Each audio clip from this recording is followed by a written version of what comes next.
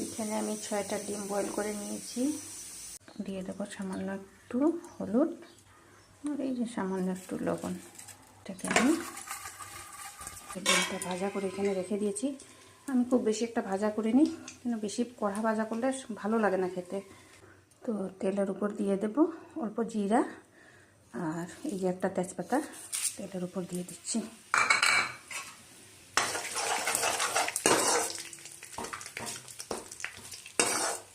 তো আমি এইটা গামলাতে নামিয়ে নেব, হলুদও লাগানো আছে অল্প।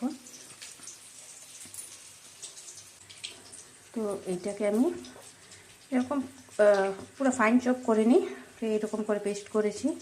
তো এখানে রেখেছি আমি চিকেন কারি মশলা, লবণ, হলুদ, ধনের গুঁড়ে, সামান্য কয়েকটা চিনি আর লঙ্কা গুঁড়ি কালারের জন্য। মশলাগুলো আমি দিয়ে দিয়েছি।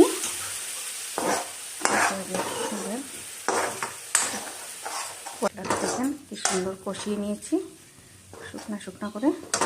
দিয়ে দেবো এই যে খুব পরিমাণ মতো সামান্য একটু জল।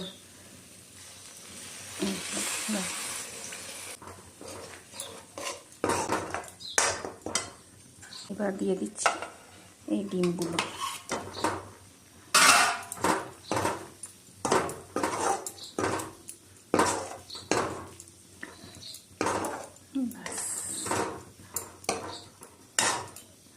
যে এরকম এটা ড্রাই থাকবে।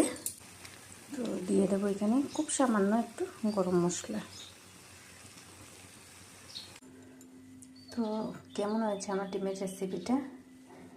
যদি আমার ডিমের রেসিপিটা ভালো লাগে থাকে তো অবশ্যই একবার বাড়িতে আপনারা ট্রাই করবেন এরকম।